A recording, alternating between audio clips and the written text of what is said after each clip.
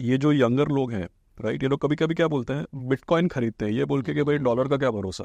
हाँ, अरे भाई, अगर आपको डॉलर पे, अमेरिका की गवर्नमेंट पे, गोल्ड पे, इंडिया के स्टॉक मार्केट पे, ये सब चीज़ों पे भरोसा नहीं इसलिए आप बिटकॉइन खरीद रहे हो, हाँ, तो आप फायर अर्ली रिटायरमेंट कौन से करेंसी में सेव करके आप अपने आप को फायर करने वाले हो। नहीं देखिए, ये जो मैंने देखा है कि जैसे एक चीज़ मुझे आश्चर्य होता है कि भाई काफ़ी सारे यंग लोगों के लिए फायर जो है ये बज़वर्ड कैसे बन गया, बिकॉज मैं जब 15-20 साल पहले तो मैंने ये वर्ड ज़्यादा नहीं था, अभी तो अभी ये बज़वर्ड बन गया है।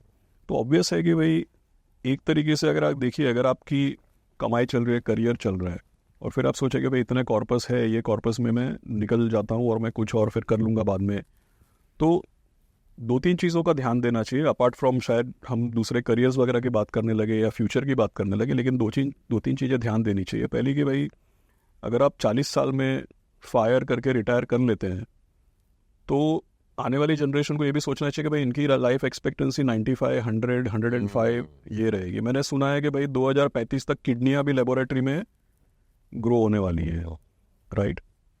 सो जिस तरीके से लाइफ एक्सपेक्टेंसी और मेडिकल साइंस जा रहा है, मरने नहीं देंगे। मरने नहीं देंगे भाई, लाइफ बहुत लंबी, मतलब ये 65-75 तक ये सेकेंड थिंग क्या है कि जैसा आपने बताया कि भाई मतलब ये जो यंगर लोग हैं, राइट, ये लोग कभी कभी क्या बोलते हैं, बिटकॉइन खरीदते हैं ये बोल के कि भाई डॉलर का क्या भरोसा।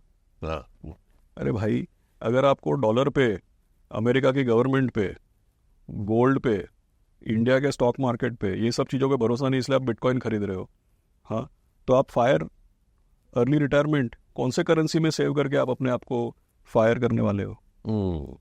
रहेगा उसका कोई बेस रहेगा, राइट। सो मुझे क्या लगता है कि ये जो फायर वाला कॉन्सेप्ट है, वो लोग, उनकी थिंकिंग क्या है वो मैं समझ सकता हूँ, लेकिन यू आर राइट कि भाई उसका पूरा रिस्क असेसमेंट आपने किया है कि नहीं किया है। क्योंकि हमारे यंग लोग ही हमको बोल रहे हैं कि भाई ना ही ये टेक्नोलॉजी बचेगा, ना ही ये करेंसी बचेगा, ना ही इस तरीके का कैपिटल मार्केट बचेगा, ये कुछ नहीं बचेगा। तो भाई तो तब तो मुझे काम करते रहना पड़ेगा और मुझे रेलिवेंट अपने आप को रखना पड़ेगा ना।